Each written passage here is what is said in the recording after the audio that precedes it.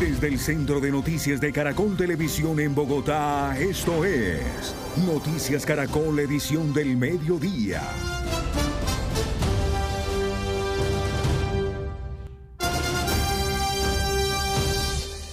12 del día, 33 minutos. Los saludamos una vez más, dándoles la bienvenida a nuestra emisión de Noticias del Mediodía. Volvemos con la noticia del golpe de las fuerzas militares a las disidencias de alias Calarcá en Antioquia, en el que murió un importante cabecilla de esa organización delincuencial. Stephanie Valencia nos tiene otros detalles. Stephanie, adelante.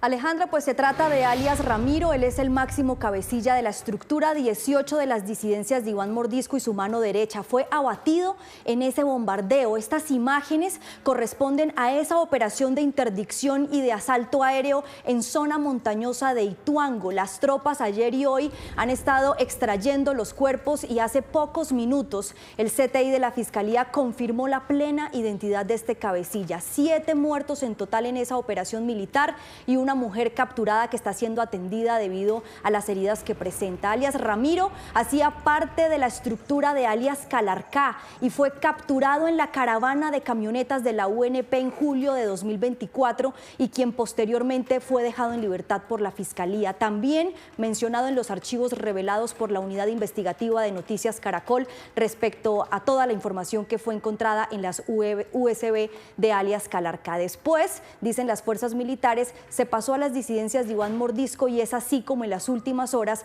fue abatido en un campamento en donde se escondía. Erlinson Echavarría Escobar, 45 años de edad, guerrillero raso de las FARC desde el 2003, o sea, más de 20 años delinquiendo. Estaba con Calarcá y dicen las autoridades que lo traicionó y posteriormente pasó a las estructuras de Iván Mordisco. Actualmente era el cabecilla de las disidencias o de la estructura 18 de esas disidencias. El ministro de la Defensa ya se pronunció a través de su cuenta en X.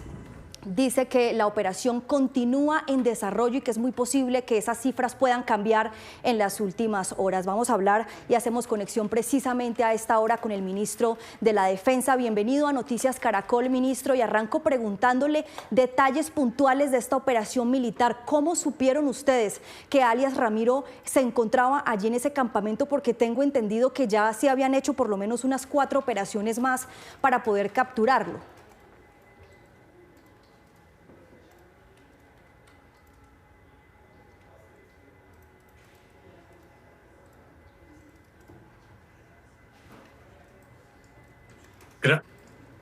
¿Ahí me escuchan?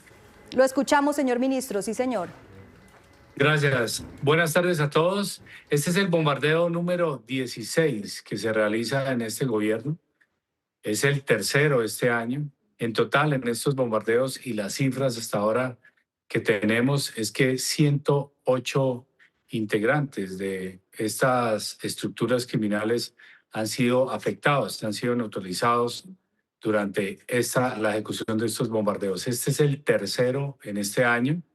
El segundo que se realiza contra las disidencias de alias Mordisco. El otro bombardeo se realizó contra el cartel del ELN en el área del Catatumbo, donde se neutralizaron 8 integrantes. Uno de ellos era un combatiente ilegal menor. Y frente a esta operación fue desarrollada con mucha precisión en el área de Ituango, después de un trabajo muy exhaustivo de inteligencia. Decir los detalles, pues gozan obviamente de la reserva, porque es inteligencia, pero sí les podría decir del impacto que tiene en la seguridad. Primero se afecta, prácticamente se desarticula esa estructura 18, que como bien lo explicaron antes, estaba alineada más con Calarcá, pero a raíz de unas operaciones que les hemos hecho a esta estructura, sintió que Calarcá lo estaba dejando solo y se alineó más bien con alias Mordisco. Delinquía en el área de Ituango, cerca también a el área de Anorí, donde converge principalmente todas las acciones delictivas también del cartel del ELN y del Clan del Golfo. Creo que aquí Colombia respira un aire por lo menos de mayor tranquilidad.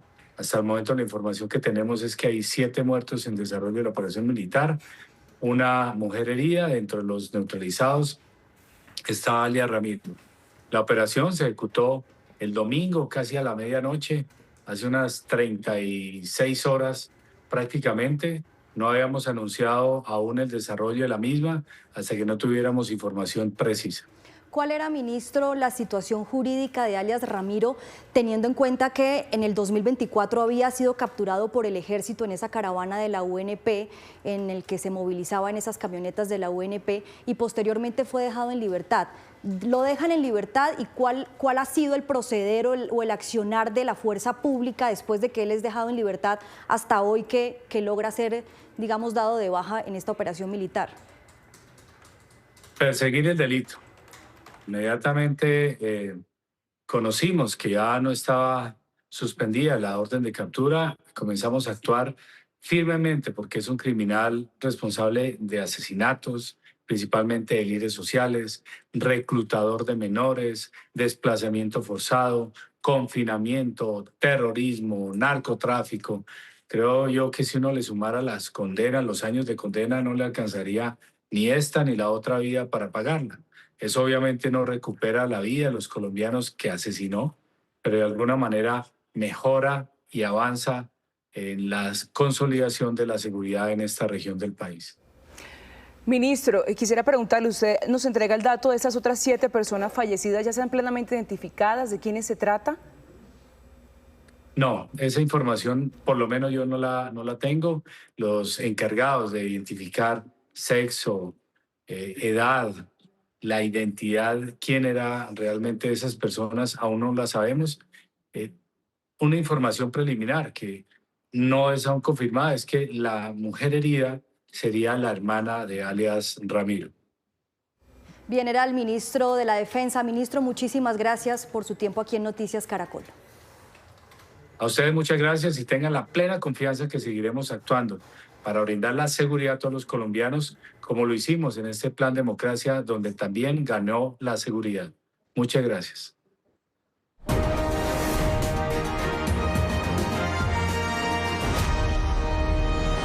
Son las 12 del día, 40 minutos. En otras noticias, Caracol del día. Tras las elecciones del pasado 8 de marzo, se han presentado en las últimas horas las primeras movidas de algunos candidatos con sus fórmulas a la vicepresidencia. El primero en hacerlo fue Iván Cepeda, quien anunció a la senadora Aida Quilcue como su compañera de fórmula.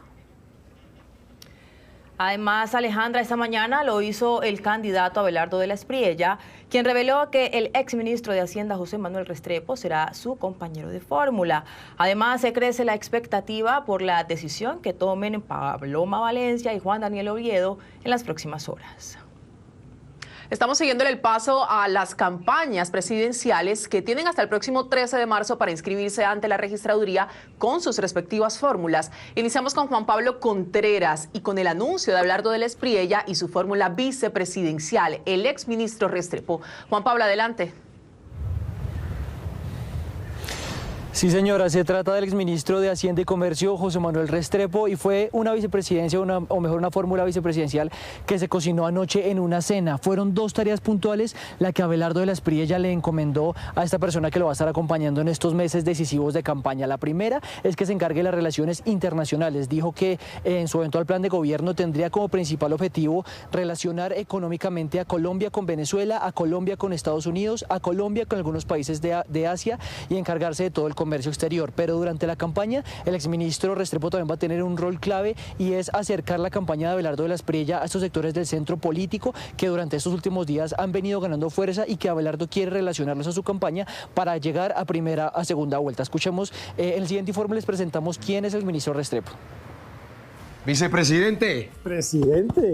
Bienvenido al equipo. Qué placer. Este video fue grabado anoche al finalizar una cena en Barranquilla en la que José Manuel Restrepo, exministro de Hacienda y Comercio, aceptó ser la fórmula vicepresidencial de Abelardo de la Espriella. Para inyectarle experiencia, madurez y conocimiento a esta apuesta por el futuro del país. Fue la primera reunión oficial en estos meses de campaña.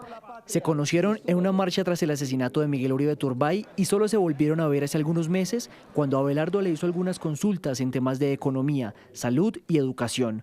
Anoche fue el tercer encuentro en el que, según el exministro, no sabía que de la Espriella le iba a hacer el ofrecimiento. Anoche conversamos sobre el país, conversamos sobre ese planteamiento que el doctor Abelardo tiene sobre esa patria milagro, y a mí me gustó mucho porque era coherente con lo que yo acabo de escribir, que es el libro Al borde de la esperanza. Entonces, cuando uno coincide en el futuro con positivismo, con optimismo, con esperanza, y encuentra que hay cómo lograrlo, pues encuentra una feliz coincidencia. Ha sido rector de importantes universidades, fue ministro de Comercio y de Hacienda durante el gobierno de Iván Duque. Esta última cartera la asumió tras el estallido social en plena pandemia. Yo aporto experiencia pública, experiencia no solamente de 2 carteras de gobierno, sino también de entidades del Estado como FONADE, en el Ministerio de Educación, también en varias actividades dentro del ministerio. Hoy aterriza en la campaña abelardista y tiene, entre otras tareas, tender puentes con el centro. De hecho, dijo que había votado en la consulta por Paloma Valencia. Yo le voy a decir una cosa, yo voté la gran consulta y voté por Paloma Valencia. Yo trabajé muchos años con Juan Daniel Oviedo, lo quiero mucho, lo respeto, lo aprecio. Creo que se puede dialogar con ellos, creo que se puede construir alrededor de propósitos comunes. Tiene una maestría en Economía del London School of Economics, una especialización en alta gerencia del INALDE y es doctor en Dirección de Instituciones de Educación Superior de la Universidad de Bath. Esta mañana hablamos con Abelardo de la Espriella, quien nos habló sobre por qué escogió al exministro Restrepo, sobre cómo vio los resultados del domingo y sobre una eventual unión a Paloma Valencia. Escuchemos lo que dijo. Hace un tiempo ya, desde el primer momento cuando pensé en esta candidatura y la anuncié el 16 de julio del año pasado, tuve perfectamente claro que en medio de esta coyuntura económica tan compleja, Colombia requiere en la vicepresidencia a un hombre de las calidades humanas y académicas del doctor Restrepo. Digo, esto no obedece a ningún cálculo político, a la recomendación de nadie, ni siquiera hay amiguismo en esto porque yo he visto al doctor Restrepo 4 veces en mi vida. Simplemente considero que es una persona muy idónea para ayudarme a salvar y a reconstruir a Colombia en sus horas más oscuras. Y va a ser un vicepresidente con funciones. Claro. Y va a ser un vicepresidente que le va a aportar mucho al país. Va a ser una especie de Marco Rubio para mí. En él me voy a apoyar para muchos temas económicos, de comercio exterior, de fondeo de recursos, de inversionistas extranjeros y nacionales, relaciones con los gremios, con la clase empresarial. Es un hombre que sabe sobre cultura, sobre academia, en fin. Es un gran fichaje para la fórmula y va a ser un gran vicepresidente para Colombia. Le he dicho a Colombia que no voy a salir del país en 4 años porque voy a despachar desde cada uno de los 32 departamentos de la patria con un puesto de mando unificado resolviendo los problemas con lista en mano, como hacemos en la empresa privada. Y necesito un vicepresidente que haga toda la agenda internacional, que se reúna con los organismos multilaterales, que fondee los recursos con los inversionistas en el extranjero para poder sacar a Colombia de este hueco fiscal en el que nos van a dejar. ¿Usted cree que el antipetrismo es una bandera suficiente para derrotar a Iván Cepeda en segunda vuelta? Primero, como te digo, la votación del pacto histórico fue muy importante. Yo lo dije hace 6 meses. No dejemos solo a Cepeda en el ruedo. Vamos a escoger un candidato a través de una encuesta desde octubre, noviembre para enfrentarlos y no dejarlos avanzar. No se hizo caso y miren por dónde va el chiste ya. Es una fuerza muy importante. Han obtenido una votación bastante grande. Pero si tú sumas a toda la centro derecha, nosotros tenemos mayor representación. Es decir, si nos unimos en segunda vuelta todos, les podemos derrotar. Yo quiero insistir en ese tema y puedo hacer una pregunta muy directa para una respuesta también muy directa. ¿Estaría dispuesto a unirse a Paloma Valencia y renunciar para llegar a una primera vuelta fortalecidos? Te lo he contestado. No tengo por qué renunciar. Voy a primera vuelta. Y voy a ganar la primera vuelta. Abelardo se ha mantenido enfático en que la campaña hasta ahora empieza. El jueves tendrá un evento en Cali, en el Arena Cañaveralejo, y allá presentará a su fórmula vicepresidencial, hará la instalación oficial de su plan de gobierno y se espera que haga la inscripción ante la registraduría allá mismo, en la ciudad de Cali. Gracias, Juan Pablo. Y mientras tanto, crece la expectativa en la campaña de Paloma Valencia por la eventual fórmula con Juan Daniel Oviedo. Esta mañana hubo una reunión entre los dos. Luis Eduardo Maldonado, usted se encuentra en este momento con la señora Paloma Valencia. Adelante. Sí, señora, mire, cerca de 2 horas duró esta reunión. Juan Daniel Oviedo salió, habló con los periodistas y dijo que por el momento no hay ofrecimientos, no le han dicho si quiere ser o no la fórmula vicepresidencial de Paloma Valencia. ¿No hubo ofrecimiento, candidata? No, la pregunta para Juan Daniel después de sus entrevistas de ayer es en torno a si él le interesa que nosotros consideremos su nombre entre los otros nombres que estamos considerando. Aquí hay un proyecto político que tiene que ser muy incluyente y muy respetuoso, y lo que no queremos es ningún político que tenga que volverse una cosa que no es. Yo creo que es muy importante que uno se siente cómodo, que se sienta bien donde va a estar. Y esa era la conversación con Juan Daniel. ¿Pero qué dijo él? ¿Sí quiere estar? ¿Sí quiere esa posibilidad? ¿Qué le dijo? Que lo iba a pensar y que nos avisaba si quería que lo consideráramos, que yo creo que es la cosa más natural, porque también uno tiene que entender que hay muchas maneras de apoyar que no necesariamente son ser vicepresidente de alguien. Claro, podría ser ministro, por ejemplo, si no es vicepresidente. Puede ser ministro, puede ser tantas cosas. Él es un hombre con mucho talento para ocupar muchísimos cargos, no solo en un gobierno, sino en cualquier cosa que se proponga. Él dice que hay algunas diferencias grandes. Habla, por ejemplo, del acuerdo de paz, no de la paz total, sino del acuerdo de paz con las FARC, que es una norma constitucional y que hay que respetarla. Usted ahí tiene reparos sobre la JEP y que es una diferencia muy grande, dice él. ¿Habrá un acuerdo? Yo creo que uno no le puede pedir a la polarización que se cure abriendo el debate sobre la polarización. Uno le puede pedir a la polarización que se cure cuando hay unas causas más grandes en las que podemos confluir, flaco. Si uno logra construir unas causas en las que quepamos muchos colombianos, como las causas de la pobreza, como las causas de los informales, las madres cabeza de hogar, nuestros jóvenes, nuestros niños, ahí nos vamos a encontrar mucho más. Y yo creo que la única manera de sanar heridas en un país donde usted toca ciertas cosas y hay mucho dolor en muchísimos compatriotas es tener causas más grandes. Dijo Juan Daniel Oviedo, y me quedó sonando, que no hay que buscar candidato vicepresidencial en otras toldas. ¿Usted está mirando otras toldas o saldrá de acá? Estamos mirando estas toldas y otras toldas. Es que aquí hay que ganar la presidencia, no consolidar simplemente la gran consulta. La gran consulta es, digamos, yo tengo el Centro Democrático, un ladrillo, el siguiente ladrillo es la gran consulta, pero aquí hay que sumar más fuerzas. Yo invito a todos los partidos políticos, a los ciudadanos sin partido, a los otros candidatos a que se unan a esta causa de elegir la primera mujer presidenta de este país.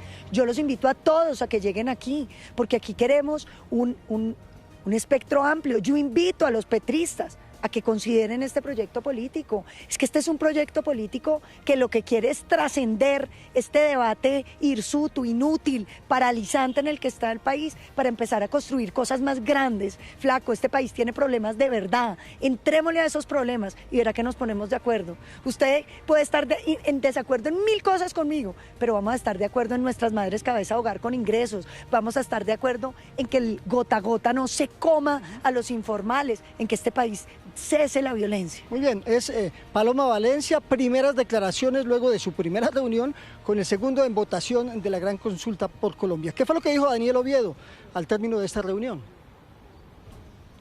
Hemos hecho unos estudios que muestran que existen unas afinidades electorales entre esa posibilidad de conversación entre Paloma Valencia y Juan Daniel Oviedo, en este caso la mía como fórmula vicepresidencial.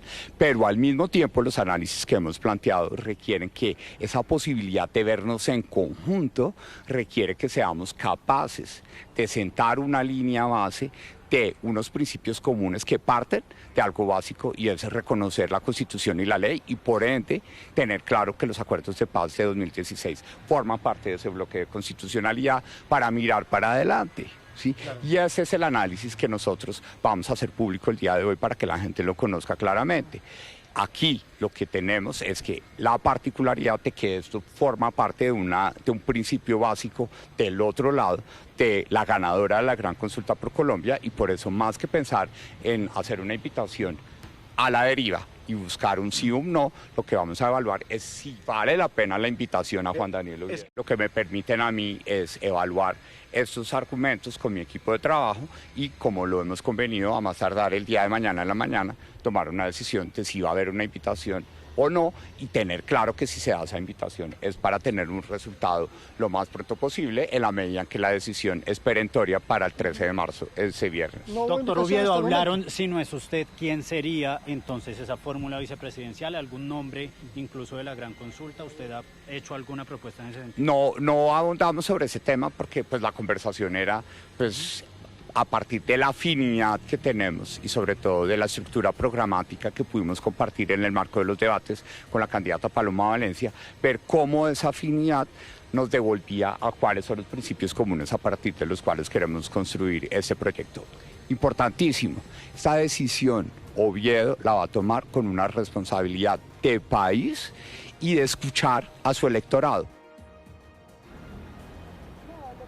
Muy bien, es Juan Daniel Oviedo. Ha dicho entonces que mañana habrá otra reunión con Paloma Valencia y que posiblemente se decida el nombre del vicepresidente, de la fórmula vicepresidencial. Pero ojo a la frase que acaba de pronunciar Paloma Valencia. Ha dicho que para decidir el nombre del vicepresidente, de su fórmula vicepresidencial, está mirando esta tolda. Esta tolda es la gran consulta por Colombia, pero que también está mirando otras toldas políticas. Eso se definirá y se conocerá en los próximos días, antes del viernes. Por otra parte, Luis Eduardo, gracias. En las últimas horas, el candidato Iván Cepeda anunció a la senadora indígena Aida Quilcue como su fórmula vicepresidencial. Hemos intentado hablar con los dos, pero hasta el momento no hemos obtenido respuesta. Juan David Ríos, ¿qué le han dicho de la campaña? ¿Quién es la senadora Quilcue? Stephanie, mire, el candidato Iván Cepeda sí se quedó en la tolda del pacto histórico. Aida Quilcue, senadora por la curul indígena, compañera de Iván Cepeda justamente en el pacto histórico de bancada, pues quedan ellos dos, tanto candidatura de presidencia como de vicepresidencia. Hemos intentado buscar a la senadora Aida Quilcue y desde su equipo político nos informan que hoy va a estar con sabedores ancestrales. Y les voy a leer textualmente lo que nos dice. Los sabedores ancestrales han dispuesto el día de hoy a un proceso espiritual de agradecimiento a la Madre Tierra por el reconocimiento tan significativo para el pueblo indígena. Además, el espacio espiritual es uno de los más importantes y por eso hoy la senadora Aida Quilcue no nos hablará. Nos confirman que ya mañana vamos a poder tener ese diálogo con la fórmula vicepresidencial y también, por supuesto, con el candidato Iván Cepeda. Pero en la siguiente nota les contamos quién es Aida Quilcue y cómo llegó al Senado de la República. Oriunda de Páez, Cauca, Aida Quilcue ya es la fórmula vicepresidencial de Iván Cepeda, senadora desde el 2022 con la curul indígena por maíz y fiel a la noción de paz total del presidente Gustavo Petro. Que las decisiones para los pueblos indígenas no son individuales, son colectivas. Y si el maíz en este momento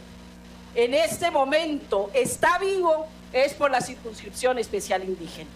Y yo tengo todo el derecho y toda la moral para decir lo que está pasando. Para el candidato Iván Cepeda, su nombramiento como fórmula es la convergencia entre los pueblos indígenas y diversos sectores sociales que impulsan cambios en el país. Para mí es realmente materia de una gran complacencia y repito, me siento honrado de anunciarle al país esta decisión, puesto que el CRIC y AIDA representan lo mejor de las tradiciones de la resistencia, la lucha social, la construcción de un país justo y democrático. Quilcue, antes de llegar al Senado, fue promotora de salud de la Asociación Indígena del Cauca, luego autoridad de su resguardo y consejera mayor del CRIC, una de las organizaciones indígenas más importantes del país. Allí lideró la minga que llegó hasta Bogotá para exigir un diálogo con el entonces presidente Álvaro Uribe Vélez. En el 2008, su esposo, Edwin Legarda, fue asesinado mientras se dirigía a recogerla en Popayán. Atender al campesinado, a los urbanos, a las mujeres. El equipo de la senadora Quilcue dijo a Noticias Caracol que hoy avanza en un proceso espiritual con los sabedores ancestrales de su comunidad para agradecer y reconocer el nombramiento que hizo el candidato Iván Cepeda y después sí hará un pronunciamiento. Sin embargo, en las últimas horas habló en Blue Radio sobre esta designación. diría que la trayectoria en el proceso que hemos venido construyendo, sobre todo en la participación política, tenemos una votación importante y sin duda lo demostraremos en este camino que hoy empezamos y que será definitivo y fundamental para el país. Según el pacto histórico, en un comunicado, Aída Quilcue llega a la campaña de Iván Cepeda como la representación de la comunidad indígena, pero también con el discurso de continuar un trabajo en pro de la paz, la democracia y la integración de saberes ancestrales para un segundo gobierno progresista. Mire, para el pacto histórico, esta unión es la forma de construir una gran alianza y un gran pacto por la vida, la paz, la democracia y la justicia social para Colombia. El candidato Iván Cepeda también nos informó que mañana va a poder hablar con nosotros justamente de esta fórmula vicepresidencial. Pues quedamos muy pendientes de esa conversación, Juan David, importantísima en este contexto. 12 del día, 58 minutos. Vamos justamente a analizar estas movidas de las fórmulas vicepresidenciales. Por eso nos conectamos a esta hora con Mónica Pachón. Ella es analista y profesora de la Universidad de los Andes, a quien le damos la bienvenida a Noticias de Caracol. Mónica, quiero comenzar, si le parece, hablando o recordando cuál es la importancia del rol de la vicepresidencia, pero sobre todo interpretando lo que hay detrás de la elección, por ejemplo, de Iván Cepeda, con Aída Quilcue como su fórmula vicepresidencial, y también de la elección de Abelardo de la Espriella, José Manuel Restrepo, con todo el perfil que lo respalda, por supuesto, como su fórmula vicepresidencial. Bueno, pues muchísimas gracias por invitarme a este espacio. Es importante entender que la figura del vicepresidente tiene como función principal reemplazar al presidente en caso de que el presidente tenga algún problema, alguna incapacidad y no pueda ejercer el cargo. Hemos visto cómo la figura vicepresidencial se utiliza como parte de una campaña política para poder efectivamente hacer el ejercicio de agregar más personas a las campañas. Este fue el caso en el 2022 y lo que vemos en el contraste de la Espriella y también de Cepeda es que hay dos criterios. Uno, de la Espriella con la elección de José Manuel Restrepo, es hacer un balance, yo creo que de tranquilidad por experiencia ejecutiva. Una de las cosas que se le critica al candidato es no tener experiencia de Estado, lo cual hace a José Manuel Restrepo un buen balance. De nuevo, no necesariamente él tiene un encargo explícito en el gobierno, como lo vimos en el caso de Francia Márquez, pues es importante en la campaña y luego deja de tener, digamos, una figura protagonista en el gobierno. Y en el caso de Aída Quilcue hay una cosa que llamamos nosotros en el mundo académico representación identitaria, en donde se le está dando una figura prominente a esta comunidad indígena dentro de la coalición de gobierno. Ellos tienen, digamos, una pluralidad que se puede convertir en mayoría en el Congreso de la República, y creo que lo que están haciendo es ratificar y además darle gracias a esas figuras que fueron importantes durante todo el proceso del gobierno de Gustavo Petro. Entonces hay dos criterios ahí que están, yo creo que contrastando bastante en estas dos elecciones de estos dos candidatos. Bueno, vamos a irnos ahora a hablar de aquellos que todavía no están definidos. Ya acabamos de verlos, se reunieron Paloma Valencia y Juan Daniel Oviedo, no hay una decisión. Mañana seguramente así ya tendremos noticia al respecto de los resultados de esta reunión y de esa conversación. Dice Juan Daniel Oviedo, hay afinidades electorales, pero se mantienen algunos reparos programáticos. ¿Qué expectativa podemos tener cuando existe este escenario? Me parece interesante y no sé, digamos, cuál es el papel, por qué Juan Daniel está haciendo este tipo de reparos. Yo creo que la figura de la vicepresidencia es una figura en donde hay un apoyo irrestricto al presidente.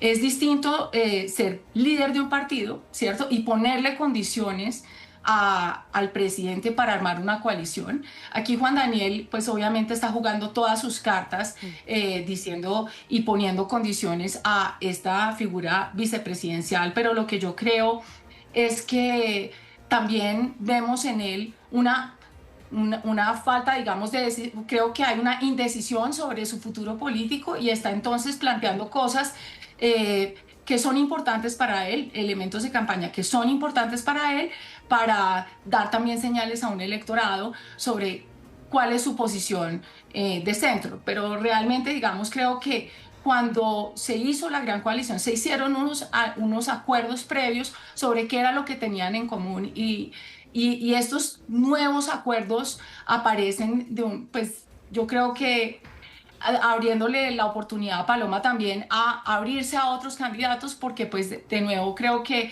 ponerle condiciones a un candidato presidencial en este momento es extraño.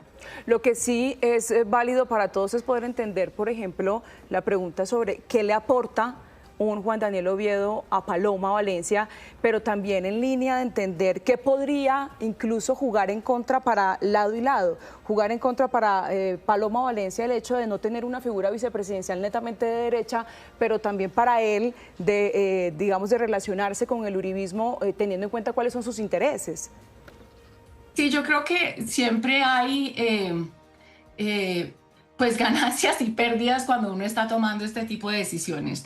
Yo creo que para Paloma sería muy interesante tener a Juan Daniel Oviedo como candidato vicepresidencial, puesto que la gran coalición termina reforzada, hay un mensaje de unión que tuvimos el domingo y se ratifica, y ese trabajo en conjunto me parece que es fundamental. Gana porque efectivamente está muy temprano en su carrera política y tener una figura como la figura vicepresidencial en la hoja de vida para cualquier candidato va a ser algo interesante en el futuro próximo. Sin embargo, también pues obviamente la gente va a leer que él hace un sacrificio por meterse pues en un mundo más uribista del que se supone él es independiente, pero recordemos que Juan Daniel Oviedo fue director del DANE nombrado por el gobierno de Iván Duque, es decir, yo creo que ahí esa pérdida no es tan amplia. Diría yo que Paloma gana muchísimo con Juan Daniel. Juan Daniel es un tipo estructurado, un candidato con experiencia, capacidad de recoger nuevos votantes, pero también tiene el problema de estas condiciones iniciales que le quitan grados de libertad al momento de crear un plan de gobierno que pueda convocar inclusive más gente y en temas diferentes a la paz. Mónica, muchísimas gracias por su análisis y su tiempo con nosotros y con nuestra audiencia. Muchas gracias a ustedes. Buen día.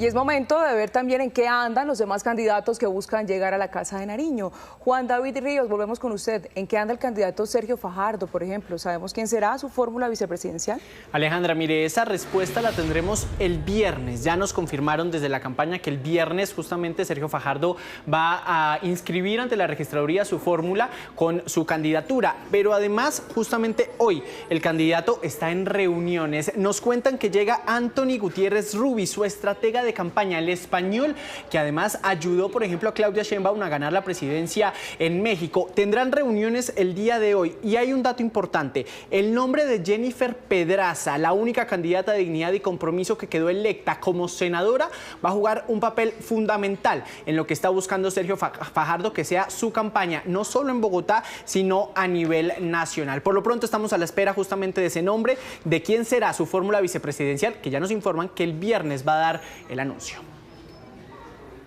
Juan David, pues también empieza un proceso definitivo para las campañas de Claudia López y Roy Barreras, los otros dos candidatos que ganaron sus consultas y que estarán en primera vuelta presidencial. Nicole Buitrago, ¿qué se sabe sobre estos dos candidatos? ¿En qué están ahora? Lucía, muy buenas tardes. Empecemos hablando de la exalcaldesa de Bogotá, Claudia López, que en este momento está en reuniones internas después de esta jornada de consultas y también de haber celebrado su cumpleaños. Nos han dicho que durante estos días pues se va a reunir con su equipo de estrategas, su equipo de trabajo para definir el rumbo de este movimiento por las soluciones. Por ahora no se tiene información ni tampoco ella le ha informado a su equipo de trabajo sobre esa posible fórmula vicepresidencial ni tampoco sobre su inscripción y qué va a pasar con ella ella de aquí a este viernes el plazo máximo. Y por el lado de Roy Barreras, el movimiento es prácticamente el mismo. En este momento el candidato se encuentra reunido con su equipo de comunicaciones, pero con él sí hay dos informaciones ya confirmadas. La primera es que va a registrar su inscripción este viernes a las 11 de la mañana en la sede de la registraduría, y en ese mismo horario va a anunciar a quién sería su fórmula vicepresidencial. En este momento nos dice que tiene dos opciones dentro de esta baraja de posibilidades y que ha determinado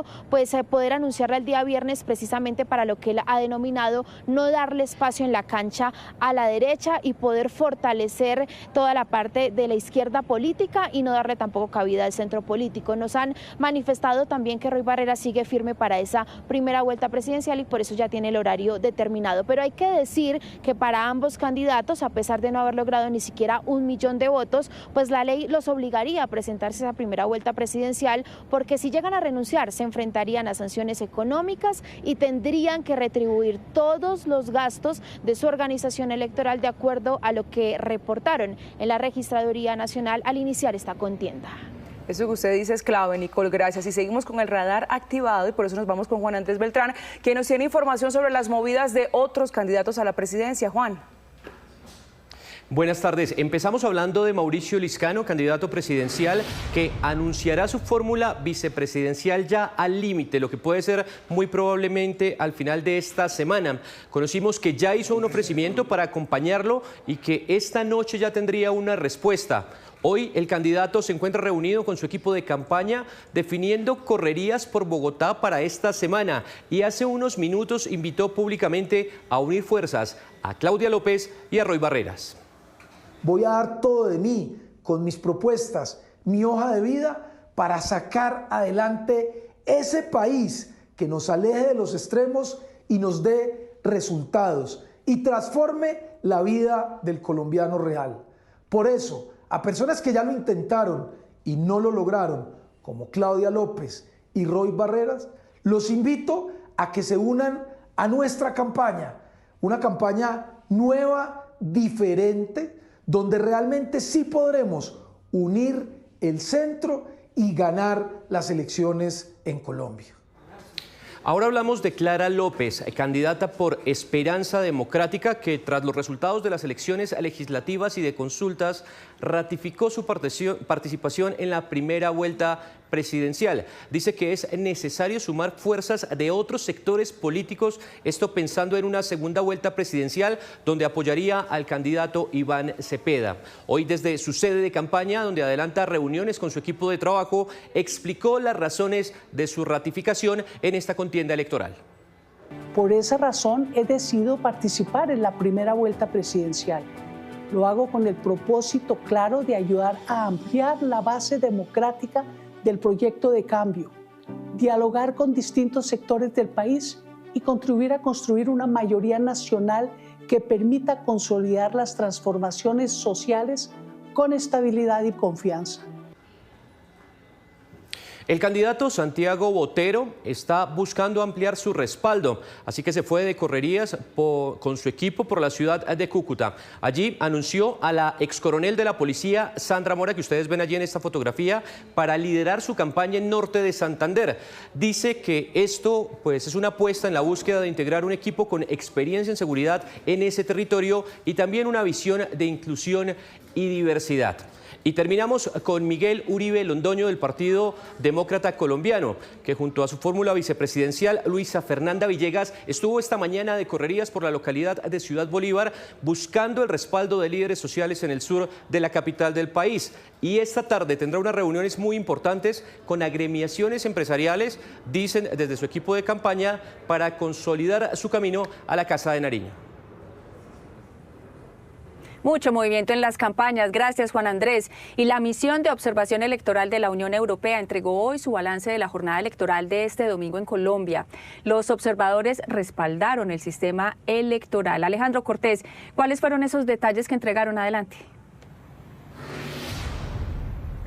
Buenas tardes. Pues la misión de observación electoral de la Unión Europea entregó este balance preliminar de lo que fueron los comicios de este pasado domingo. Aseguraron que el sistema electoral en el país es completamente robusto y consolidado y felicitaron a la registraduría y demás autoridades electorales por garantizar la transparencia de estas elecciones. Además, hablaron del código fuente, que ha sido una de las principales preocupaciones del gobierno nacional, y aseguran que hasta el momento no tienen ningún reporte o indicio de fraude del mismo.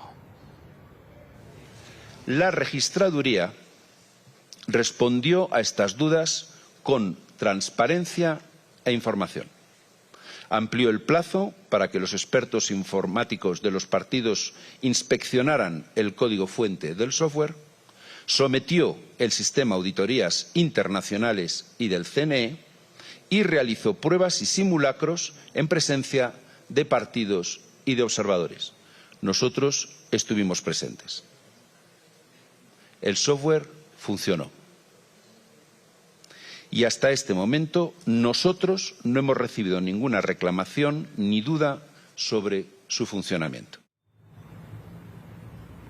Aseguraron que a pesar de las adversidades que se registraron este domingo en cuanto a hostigamientos por parte de grupos armados ilegales, de los presuntos casos de compra de votos y de la lluvia, de la temporada de lluvia en el país, pues este proceso electoral se llevó a cabo de manera exitosa en Colombia. Colombia existe como democracia y es una democracia sólida, consolidada, es una democracia robusta. Desde luego la violencia ha estado presente durante la campaña electoral, la compra de votos se ha denunciado y ha estado comentada durante toda la campaña electoral y de hecho la Fiscalía y la Policía han practicado detenciones y denuncias. Ha habido puntos en el país donde no se ha podido ejercer el derecho al voto por el control que algunos grupos armados ejercen y pese a todo la fiesta de la democracia colombiana el domingo fue completa desde nuestro punto de vista y no detectamos hasta el momento. La misión de observación electoral de la Unión Europea mantendrá también al menos 150 observadores a lo largo del territorio nacional hasta que los colombianos escojan a la o el presidente de la República en mayo y posteriormente pues entonces entregarán entre septiembre y octubre el informe final con algunas recomendaciones de ser necesario en posibles reformas al sistema electoral del país con el fin de que se siga garantizando la transparencia de los comicios en Colombia. Alejandro, gracias. Y comenzó oficialmente en Bogotá el proceso de escrutinio que definirá los resultados finales de las elecciones legislativas que se vivieron este domingo. Camila Olaya, ¿cómo avanza este conteo y cuál es el papel que cumplen las comisiones escrutadoras? Stephanie, el proceso avanza con total normalidad y tranquilidad, de acuerdo a información entregada por el registrador delegado para lo electoral. Y las comisiones cumplen un papel fundamental e importante porque son las encargadas de validar y consolidar la información entregada por los jurados de votación en los formularios electorales. A nivel nacional ya se han instalado 3.377 comisiones, quienes están revisando mesa a mesa estos resultados. En Bogotá, particularmente aquí en Corferias, ya hay 280 comisiones. Y mientras avanza este proceso, el presidente Gustavo Petro, a través de un trino, se refirió al funcionamiento de este sistema electoral. Mientras tanto, el registrador delegado para lo electoral y el presidente del Consejo Nacional Electoral informaron que esto es un proceso transparente e invitaron a los testigos electorales y a los partidos políticos a acercarse, a revisar las actas y a presentar sus reclamaciones si es pertinente. Mientras avanzan los escrutinios en el país, un trino del presidente Gustavo Petro volvió a poner en discusión el funcionamiento del sistema electoral. Convoco a todas y todos los abogados con experiencia a los escrutinios para acudir a todas las comisiones de escrutinio en el país. Efectivamente, existe una gran diferencia entre el preconteo publicitado y los votos en las urnas. Desde la registraduría reiteran que lo que está ocurriendo actualmente corresponde al procedimiento normal de los escrutinios, en el que partidos, candidatos y testigos electorales pueden revisar actas y presentar reclamaciones. Ese es un derecho que tenemos todos los colombianos, en este caso los partidos y los candidatos. Los candidatos pueden asistir a los escrutinios o pueden designar sus abogados, o los partidos también a través de los testigos electorales presentar las reclamaciones, los recursos. Por su parte, el Consejo Nacional Electoral insiste en que el proceso es abierto y que esta etapa permite resolver las inquietudes que presentan las campañas. Tenemos 425 reclamaciones 3.112 comisiones activas y de esas 425 reclamaciones se han atendido 385, así es de que estamos trabajando con celeridad y este proceso va a ser muy garantista. Este proceso es tan abierto que necesitamos que todos vengan, que haya más ojos. Yo creo que garantizar que este proceso es abierto, transparente. Al finalizar el proceso de escrutinio se entregarán los resultados oficiales de las elecciones, con un sistema que, según la Registraduría y el Consejo Nacional Electoral, cuenta con controles y garantías para todos los partidos políticos. Se espera que este proceso avance de manera progresiva y en los próximos días entregarían información a las campañas y partidos políticos. Mientras tanto, la Registraduría y el Consejo Nacional Electoral insisten y también reiteran la invitación a los testigos electorales a acercarse y, por supuesto, a validar la información presentada en las actas. Camila, gracias. Y en Noticias Caracol seguimos haciendo pedagogía. El escrutinio es el proceso formal de conteo, verificación y consolidación de los votos emitidos en una elección para determinar los resultados oficiales. Pero ¿cómo es este proceso? Nicolás Rojas, con el ex registrador para asuntos electorales Alfonso Portela, nos da la información. Buenas tardes a los dos. Alejandra, muy buenas tardes. Doctor Portela, buenas tardes. Usted siempre ayudándonos en esta pedagogía electoral. Estábamos hablando en qué consisten las comisiones escrutadoras, que son las encargadas de consolidar los votos, atender reclamaciones, resolver recursos y declarar los resultados. Esas comisiones son integradas por jueces, notarios y registradores de instrumentos públicos. Ahora, doctor, ¿qué revisan estas comisiones? Entiendo que es el formulario 14, las actas y pliegos electorales.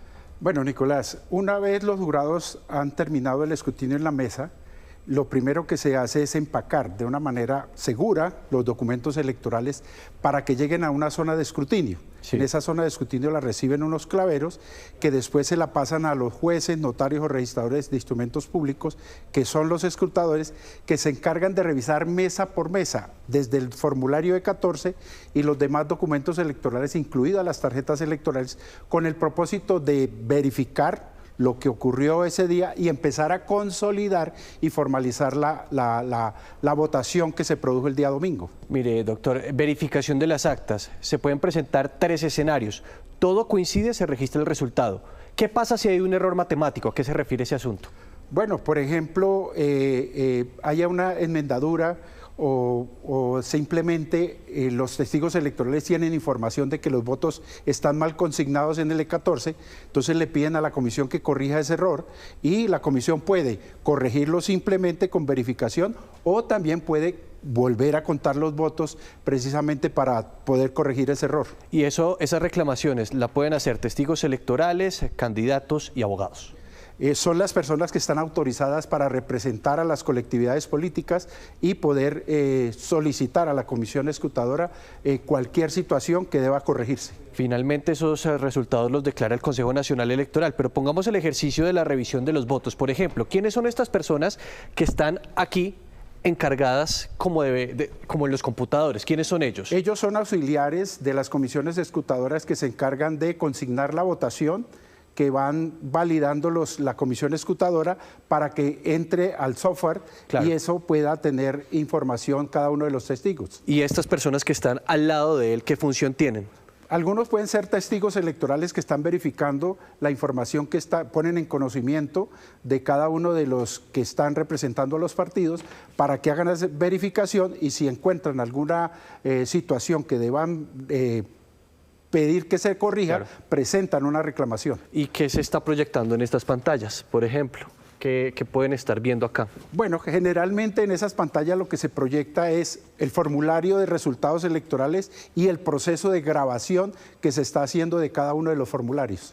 Una última pregunta, doctor, porque entiendo que usted tiene una oficina que asesora a distintos candidatos, incluso a distintos abogados en este tema de las comisiones escrutadoras. ¿Cuántas curules hoy podemos decir que están en proceso de revisión? Bueno, digamos que lo que está ocurriendo en este momento es que cuando un partido está cerca de otro partido en votación, es posible que después de revisar la votación en las comisiones escrutadoras, algunos resultados se modifiquen y esto puede afectar una curul de un determinado partido. Entonces, el que está muy cerca, pues debe estar cuidando su votación precisamente para que esos resultados no se modifiquen. ¿Y hay algún escenario que ustedes hayan visto en el sistema? Bueno, simplemente hay dos colectividades que están muy cerca en votación en el tema Senado de la República y yo creo que todos los testigos electorales de las dos colectividades deben estar muy atentos. Pero por lo que usted ha visto, ¿no cree que haya un cambio significativo en el Senado? Difícilmente porque las distancias son significativas y tendrían que haber un error enorme para poder que se produzca esa modificación. ¿Por ahí cuánto? 100.000 votos, me imagino. Pues por lo menos una suma importante de votos para que esa modificación se produzca entre partido y partido, pero hay algo que es importante tener en cuenta. En este momento se están llevando a cabo los escrutinios en los municipios, pero falta más adelante lo departamental y la consolidación a nivel nacional que la hace el Consejo Nacional Electoral. Bueno, doctor Portela, gracias por estos minutos. Muy amable. Pues a Nicolás también gracias, al doctor Portela igualmente por acompañarnos hoy. Seguimos revisando las posibles asignaciones de curules en la Cámara por departamentos. Vamos a empezar por el departamento de Córdoba. Ahí lo están viendo ustedes en sus pantallas con 5 curules en disputa y quedaría así por el momento. Primero Córdoba con 2, el Pacto Histórico Córdoba con 1 curul, Cambio Radical con 1 curul y tenemos también al Partido Conservador con 1 curul. De otro lado, revisamos también los resultados de la Cámara Santander, donde se asignan 7 curules, ahí lo ven ustedes en la Cámara de Representantes. Quedaría así, Centro Democrático con 2 curules, Pacto Histórico con 1, luego el Partido de la U con 1, el Partido Liberal también 1 curul, Partido Conservador 1 curul y el Verde en Marcha con 1 curul. Y terminamos este recorrido en Bolívar, donde, como están viendo, se disputan 6 curules y quedarían así: el Partido Conservador con 3 curules, Pacto Histórico con 1, el Partido Liberal con 1, el Centro Democrático Mira con 1 curul. Y pues bien, en las siguientes emisiones vamos a continuar con esas proyecciones de cámara, porque los escrutinios, por supuesto, siguen avanzando. 1:24 p.m. La Fiscalía pidió cárcel para Freddy Camilo Gómez Castro, el ex candidato al Senado por el partido de la U que fue capturado cuando estaba votando este domingo. El político fue imputado por sus presuntos vínculos con alias Papá Pitufo, que fueron revelados por la unidad investigativa de Noticias Caracol. Pero nosotros no tenemos ningún tipo de cercanía ni con el gremio ni con el señor Diego Marín. Una investigación que estuvo dormida en la Fiscalía por 2 años fue reactivada este fin de semana con la captura del candidato al Senado Camilo Gómez, uno de los hombres más cercanos al zar del contrabando Diego Marín, alias Papá Pitufo. Sería uno de los articuladores de la red de corrupción que favoreció actividades de contrabando para Diego Marín Buitrago. Gómez era candidato por el partido de la U y aunque sacó casi 17.000 votos, se quemó en su aspiración de llegar al Congreso. Según el ente investigador, él usó su red de contactos en el Estado para favorecer los negocios del señalado contrabandista que reside en Portugal y está solicitado en extradición por Colombia. Mantenía contactos con representantes de entidades del orden nacional y regional, funcionarios de la Policía Fiscal y Aduanera Polfa y de la rama judicial para que a cambio de dinero permitieran el ingreso al país, tránsito y comercialización de mercancía de contrabando o se abstuvieran de actuar contra la organización ilegal. La relación entre Camilo Gómez y el llamado zar del contrabando está ampliamente documentada en videos y audios recopilados por el agente encubierto de la Fiscalía, Álvaro Galvis. Las evidencias reveladas por Noticias Caracol no dejan dudas sobre esta cercanía. El man me tiene confianza, huevón. Sí, lo tiene. El man me tiene confianza. Marica, yo entro a sus casas. ¿Sabes una cosa? Cuando necesito carro yo los llamo y me los pone, huevón. A través de Camilo Gómez, Pitufo habría conseguido acceso a contactos claves en el gobierno y a información privilegiada. En esta grabación, por ejemplo, se escucha a Camilo Gómez alertando a Pitufo del nombramiento de un asesor de la DIAN en Barranquilla que afectaba sus negocios. Mira, Juan David Oviedo es el que tiene el control de Cartagena, es quien está cerrado a la banda. Se vanagloria diciendo que es el amigo del director y que da la orden. Gracias a esa alerta, Pitufo se movió con sus contactos. Ya llegó un asesor de Barranquilla, ¿no te diste cuenta? Un asesor del Orejón y le dejó lista que tenía que hacer unos cambios y que eran los nombres que él pusiera. ¿Que tenía parte de quién? Del Orejón. ¿El director de la DIAN? Sí, señor. Yo llamé a la persona que la puso ahí, más arriba del Orejón. Y le dije, mande el mensaje, Pues llamaron al Orejón y el Orejón dijo que no ha mandado mi mano. ¿Cómo logró Camilo Gómez tener acceso a información clave del gobierno y de la Fiscalía? Estamos en nuestra intimidad lejos de sentirnos cuestionados o grabados por una persona. En las grabaciones en poder de la Fiscalía, Camilo Gómez aseguró que recibía información de lo que se habla sobre Pitufo en la presidencia de la República, supuestamente a través de una persona llamada Víctor y de un secretario del presidente. Víctor es el que trabaja con los españoles. Mi parcero, ¿ya? Resulta y pasa que es cercano al nuevo secretario privado del presidente, que se llama Andrés.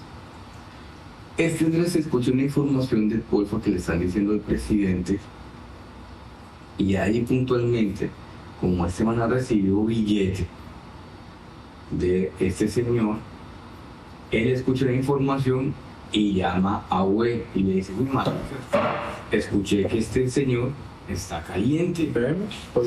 Sí, déjeme. Está caliente. O sea, Andrés es amigo de DM. Sí, pero no hablan directamente, sino por medio de Hue. Ya. Okay. Junto a Camilo Gómez fueron capturados 4 expolicías por el mismo caso. La Fiscalía los procesará por los delitos de cohecho y concierto para delinquir. 1:28 p.m. Presten mucha atención a esta historia, la de un caso judicial en Bogotá que dio un macabro giro. El CTI de la Fiscalía estableció que un hombre habría intentado engañar a las autoridades simulando un accidente de tránsito para ocultar el asesinato de su expareja sentimental y su pequeño hijo de apenas 10 meses de nacido. El hombre ya está tras las rejas. Este lugar en el occidente de Bogotá se convirtió en el escenario de uno de los crímenes más sórdidos de los últimos meses, el presunto asesinato de una mujer y su bebé. Hace 2 meses aquí se creía que había ocurrido un trágico accidente de tránsito. Nos ubicamos en la calle 63, en inmediaciones al Jardín Botánico. El CTI de la Fiscalía estableció que lo que ocurrió en realidad fue un feminicidio y un homicidio. Según la investigación de la Fiscalía, detrás de todo estaría este hombre. Buenos días, mi nombre es Hugo Fernando. ¿Sí me escuchan? ¿Aló? Sí, señor. Sí, buenos días, mi nombre es Hugo Fernando Silva Soto. En la reconstrucción de los hechos y el análisis forense, el CTI de la Fiscalía logró evidenciar que el hombre que estaba cuidando a su hijo en su casa en el occidente de Bogotá, al parecer lo asesinó por lo que se denomina literalmente agitación violenta de su cuerpo o zarandeo. El señalado condujo su carro hasta la avenida Rojas, donde recogió a la víctima. Luego estuvieron detenidos durante 2 horas en una bahía vehicular. Cuando la mujer trató de alzar a su hijo, se dio cuenta que algo extraño sucedía con el pequeño. Al ver que no tenía signos vitales, le habría reclamado con desespero. En ese momento, el hombre la atacó con un puñal en el cuello y murió. El sujeto, al parecer, trató de limpiar el carro, retomó su camino por la avenida Rojas para luego salir a la calle 63, el sitio donde decidió chocar el carro contra un árbol. Y en una bolsa sacó los elementos que utilizó para limpiar el interior del vehículo, deshaciéndose inmediatamente de los mismos. Corrían las 3 de la mañana y el señor Hugo Fernando Silva Soto salió conduciendo de la cuadra donde residía de su padre. Cambia nuevamente de posición y corre la silla del conductor hacia atrás. Para la Fiscalía, el cambio en la posición del cuerpo resultó evidente y completamente incongruente con un accidente de tránsito. Además, la investigación determinó que la mujer ni siquiera sabía conducir. Recordemos, su señoría, que para ese escenario, para ese momento y justo en ese instante, ya había perdido la vida. ¿Quiere decir esto, su señoría? Que los muertos no conducen, y lo digo con mucho respeto. El supuesto asesino estuvo libre desde el día del accidente hasta la primera semana de marzo, cuando la Fiscalía solicitó su captura. En medio de la audiencia, el hombre no aceptó los cargos imputados. Su defensa se sostiene en que todo se trató de un lamentable accidente de tránsito. Mucha atención, un artefacto acaba de estallar en la vía Panamericana en el Cauca. Fernando Rojas, ¿qué fue lo que pasó? Alejandra, muy buenas tardes. Mire, el artefacto habría estallado hacia la 1 de la tarde en un sector entre el Patía y el Bordo, cabecera municipal precisamente del municipio del Patía. Según la información del ejército, al paso de una patrulla, al paso de un vehículo habría sido activado un artefacto explosivo que causó daños al vehículo del ejército, pero también a unos vehículos de civiles que se movilizaban a esa hora sobre el sector. Las unidades de salud del departamento del Cauca a esta hora a la espera de la posible llegada de heridos a diferentes sectores en el sur del departamento del Cauca. Sin confirmar, se habla de que habrían 2 soldados heridos y algunos civiles también que habrían resultado afectados.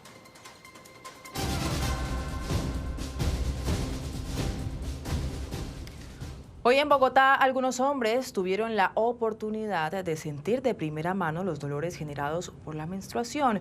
Un experimento social que busca generar conciencia y pone sobre la mesa el debate frente a la equidad y el enfoque diferencial en los entornos laborales cuando las mujeres atraviesan su ciclo menstrual. Hemos llegado al Parque de la 93, en donde está ubicado este simulador de cólicos menstruales. Vamos a ver cuántos hombres se le miden a vivir estos dolores que vivimos nosotras todos los meses. A ver qué tanto aguantas, qué tanto puedo aguantar yo. La iniciativa es impulsada por ONU Mujeres y la empresa española Indra como una acción de pedagogía que visibiliza el dolor menstrual históricamente normalizado. Tenemos un simulador de cólicos que tiene 25 niveles. Arrancamos, por supuesto, en el más bajito, vamos subiendo y depende del aguante del voluntario, pues lo podemos llevar hasta los 25. Tiene 4 electrodos, 2 se instalan en la espalda, 2 en el abdomen y además les ponemos un reto.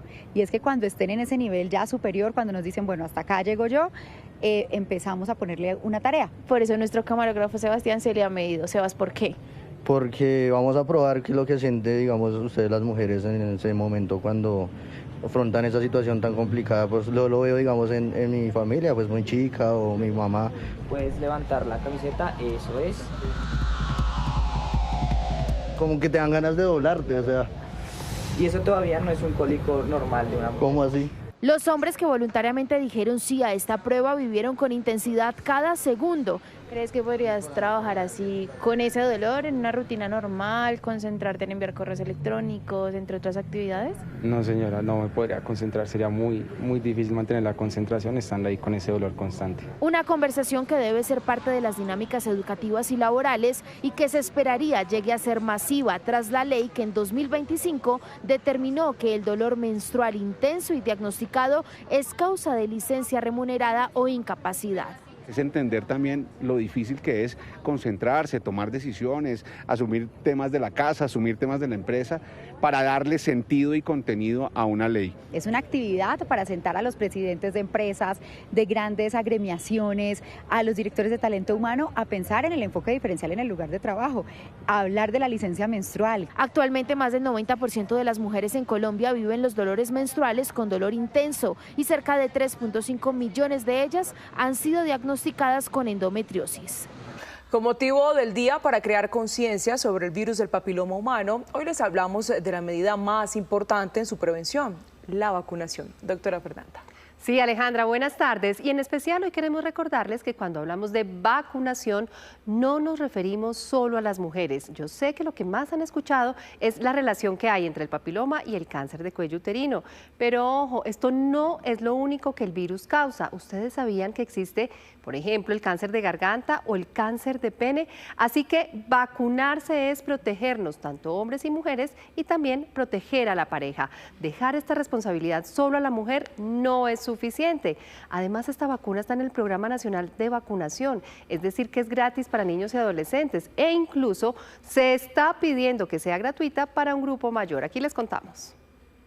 La vacuna contra el virus del papiloma humano o VPH no es exclusivamente para las mujeres, también protege a los hombres. Recuerde que ambos pueden contraerlo y transmitirlo. El año 2024 afortunadamente también se aprobó la vacunación para niños, porque ya sabemos que es una infección de transmisión sexual. Entonces, al vacunar también a los niños, o en este caso a los hombres, estamos previniendo infecciones para ellos y previniendo que contagien a sus parejas o posibles parejas más adelante. Y es que además de cáncer de cuello uterino, este virus está asociado al cáncer de pene, ano, vulva, vagina e incluso de garganta. Tenemos una vacuna en nuestro país, que son 9 tipos virales, 7 de alto riesgo y esos 7 protegen el 90%, nos va más o menos en lo que se estima, 90% de cáncer de cuello uterino y otros tipos de cánceres. Vacunarse antes del inicio de la vida sexual ofrece mayor protección. Sin embargo, atento, el doctor Gustavo Sindúa, ginecólogo, explica que también puede aplicarse después. Entre más temprana se inicie la vacunación, mucho mejor. Sin embargo, la vacunación está aprobada en el mundo y para Colombia hasta los 45 años, tanto para hombres como mujeres. Entonces, otra cosa es importante, que el hecho de haber iniciado vida sexual no significa que no se pueda vacunar. El hecho de que haya tenido una infección por papiloma no significa que no. Entonces, la población se debe vacunar a lo largo de su vida, idealmente a edad temprana, ojalá antes de los 26 años, que es la población más importante y el objeto de la vacunación, pero puede ser extendida y aprobada hasta los 45 años. Para la población menor de 15 años es suficiente una dosis. Sin embargo, el esquema varía dependiendo de la etapa de la vida. Y para la población por encima de 18 años se recomienda 3 dosis de vacuna, un esquema que se llama 0-2-6 meses, es decir, dosis inicial, la segunda dosis a los 2 meses y la tercera dosis a los 6 meses. Con esto, pues, son los esquemas de vacunación en el país. La vacuna contra VPH está disponible en diferentes puntos de vacunación de todo el país. Es gratis para niños, niñas y jóvenes entre 9 y 17 años. Si alguien es mayor y quiere vacunarse, debe pagarla. Pero Bogotá impulsa una iniciativa para que la cobertura gratuita se amplíe hasta los 25 años. Con base en estas recomendaciones de expertos que nos apoyan en incorporar la vacuna contra el virus del papiloma humano hasta los 25 años en hombres y mujeres, el secretario de Salud dirigió una carta al Ministerio de Salud donde presenta la evidencia, presenta los sustentos también desde el punto de vista ético y programático para hacer esta ampliación. Esperamos prontamente la respuesta del Ministerio de Salud y el concepto favorable para que esto pueda ser una realidad. Pero pilas, porque estar vacunados no excluye los chequeos. Las mujeres deben seguir asistiendo a sus controles médicos preventivos como la citología y la prueba de ADN del virus. Y cuidado porque la vacuna tampoco reemplaza el uso del condón. Esta protege del papiloma, pero no de los demás virus, bacterias y demás microorganismos de transmisión sexual. La prevención debe ser integral. Y bien, recuerden que esta tarde nos vemos a las 4 en punto en Noticias Caracol en vivo en YouTube para que aprendamos sobre depresión en niños y adolescentes. Los espero en Conscientemente. Feliz tarde, Lucía. Ahí estaremos conectados con ese tema tan pertinente, doctora. Gracias. En otros temas, aumenta la preocupación por las finanzas del gobierno colombiano. Mientras que el Banco de la República reveló un aumento en la deuda externa, analistas y entidades expertas advierten que el panorama financiero de la nación se está volviendo insostenible y que se requiere un ajuste de muchos billones de pesos. El reporte del Banco de la República muestra que nuestro país tiene cada año una deuda externa más abultada. Al cierre de 2025, tanto el sector público como el privado tenían obligaciones de deuda externa que sumaron 246.801 millones de dólares, con un aumento de 4,9%, es decir, 25.848 millones de dólares más frente a 2024. Semejante monto de deuda equivale a 53,8% de todo lo que produce en un año el país en productos y servicios. Y esto es una cifra muy preocupante, porque muestra que el nivel de apalancamiento o de deuda al que está llegando el país lo hace casi insostenible. Pero lo más preocupante de todo es que el 62% de toda esa deuda es del gobierno nacional y las entidades territoriales. Y según las cuentas del Banco de la República, solo la deuda externa del gobierno nacional equivale a unos 116.000 millones de dólares, que en su mayoría son adquiridos mediante bonos del gobierno o con organismos internacionales. El sector público fue el que más contribuyó en el aumento de la deuda externa. Estamos viviendo al debe. Y esto es realmente preocupante porque las finanzas públicas están al filo del precipicio. Diferentes analistas han expresado su preocupación por el endeudamiento general del gobierno. Corfi Colombiana, por ejemplo, acaba de publicar un informe donde señala que el descuadre de las finanzas del gobierno ya asciende al 6,4% del PIB y este año subirá aún más, al 6,8%, lo que resulta alarmante, pues surge no por un choque como la pandemia, sino que es por lo que ellos denominan un cuestionable manejo de las cuentas de la nación. Por eso recomiendan hacer un ajuste cercano a 70 billones de pesos que se lograría buscando mayores ingresos ingresos, pero también recortando gastos. Pero esto, sin lugar a dudas, es el único camino para recuperar la confianza. El próximo gobierno, porque ya este gobierno no lo hizo, solo tiene una obligación, y es recortar el déficit y la deuda pública del país. Corfi Colombiana advierte que el próximo gobierno heredará una situación complicada en términos fiscales. En el panorama internacional, el precio del petróleo se mantiene bajo una fuerte volatilidad como consecuencia directa de la escalada bélica en Irán. Daliana Garzón, de Negocios Ditu, nos entrega los detalles. Daliana, buena tarde. ¿Qué tal? Muy buenas tardes. En el décimo día del conflicto en Irán, el barril de Brent se negocia en $88. Esto representa una caída del 11% y es un descenso que ocurre tras haber rozado los $120 en la jornada de ayer y también luego de las declaraciones del presidente Donald Trump, quien aseguró que tomaría el control del estrecho de Hormuz, provocando una caída en los precios de manera automática. Cabe recordar que el estrecho de Hormuz es uno de los puntos de mayor importancia estratégica del mundo. Por allí circula el 20% del petróleo mundial. Estamos hablando de cerca de 20 millones de barriles por día. De este flujo, el 85% se dirige a los mercados asiáticos, siendo China, India, Japón y Corea del Sur las naciones más afectadas debido a su alta dependencia de este recurso. Asimismo, el bloqueo impacta directamente a exportadores clave en la región como Irán, Irak, Kuwait y Qatar. Y cierro con este dato crucial. En medio de esta crisis, el riesgo no solo se está limitando al crudo. Por este estrecho también transita el 20% del suministro global de gas natural licuado, proveniente principalmente de Qatar, donde también se ha interrumpido este flujo, disparando los precios de manera exponencial. En el caso de Europa, en un más de 60%. Estas y otras noticias en minutos acá en Negocios Ditu. Los esperamos.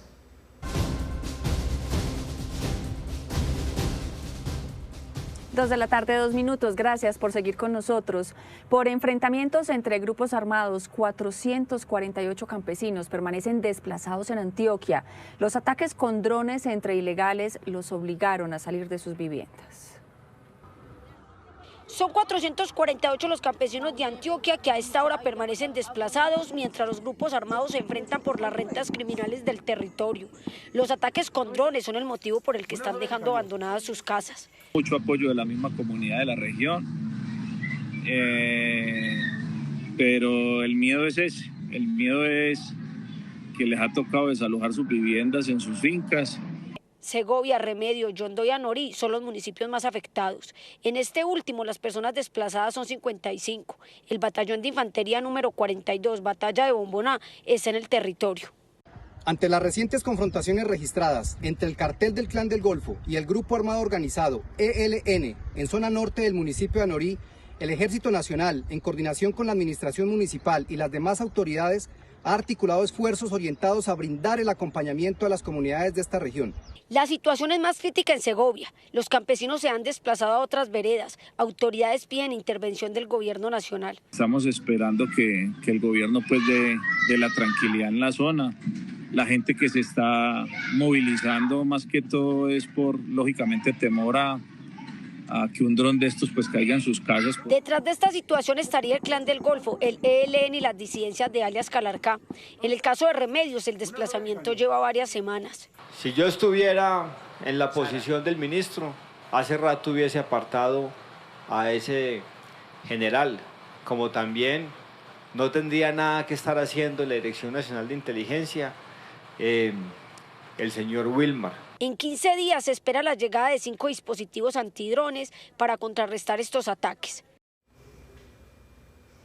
En Noticias Caracol en Vivo hablamos con Álvaro José Salcedo, un colombiano detenido desde hace 2 meses en una cárcel migratoria de ICE en Mississippi, Estados Unidos. Este es su testimonio de lo que está pasando dentro de esos centros de detención. Desde que tú ingresas vas esposado de pies y manos, te ponen un uniforme naranja, te mezclan con todo tipo de personas. La comida es terrible, terrible. Básicamente eso no se puede digerir. El agua pues escasea. Llevé casi 7 días sin comer en ese lugar. Después me hicieron un traslado aquí donde me encuentro. Esos traslados son terribles, también vas esposado. Fueron 15 horas en un bus donde no se veía nada desde adentro hacia afuera. Tuve la desdicha que íbamos 40 personas, se bajaron 35 y me dejaron 5. Entre esos estaba yo. después fueron a otro lugar 2 horas más, bajaron 4 y me dejaron a mí, después ahí sí me devolvieron a un centro terrible, o sea, mejor dicho, ni que fuera un criminal, o sea, esto ha acabado con mi hogar. Durante 7 años, es decir, usted intentó regularizar su situación en Estados Unidos. ¿Ese proceso cómo fue de regularización? Yo solicité mi asilo cuando llegué, por eso me dieron mi permiso de trabajo, mi social, y pude sacar mi licencia y pagué mis impuestos. Yo todo en orden todo. Se supone que aquí con las personas que yo estoy hay muchas que tienen delitos y eso los van a expulsar, otras que no tienen documentos y entraron por frontera y los van a expulsar, pero yo que me aprobaron una fianza, no entiendo por qué estoy acá y por qué estoy viendo sufrir a mi familia. Esto es terrible, yo no lo aguanto más. Yo les explicaba mi situación, lo único que me ofrecían, mire, si usted quiere firme una salida voluntaria y se evita tantos problemas, ¿cómo se le ocurre si yo tengo mi vida acá hace tiempo?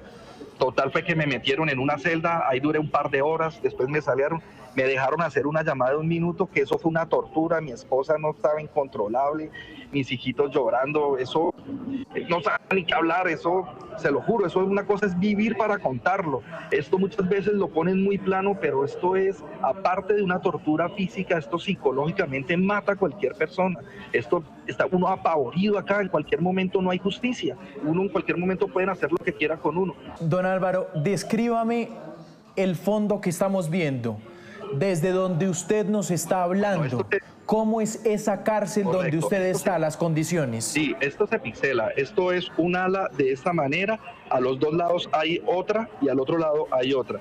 Se califican como Charlie Charlie, CC, Charlie Alfa y Charlie Bravo.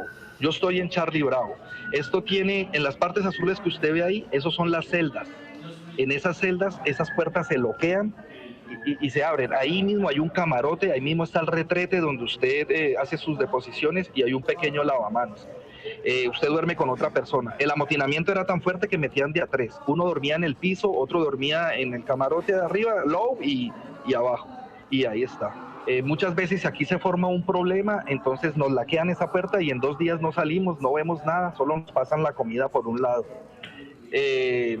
Hay personas de todo tipo de nacionalidades. La mayoría en estos momentos son personas del Medio Oriente y son personas de África.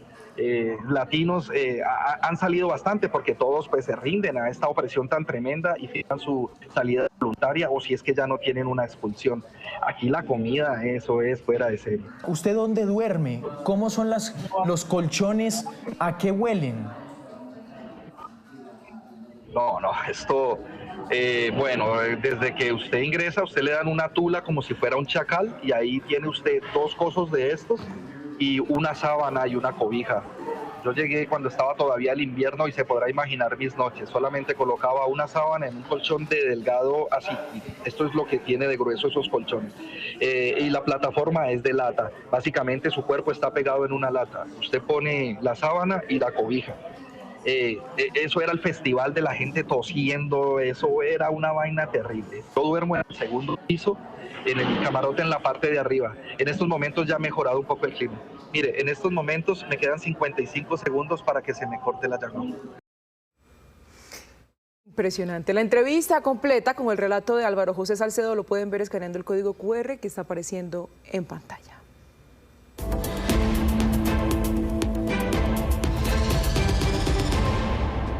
Estos son los sucesos que hacen noticia en el mundo hoy.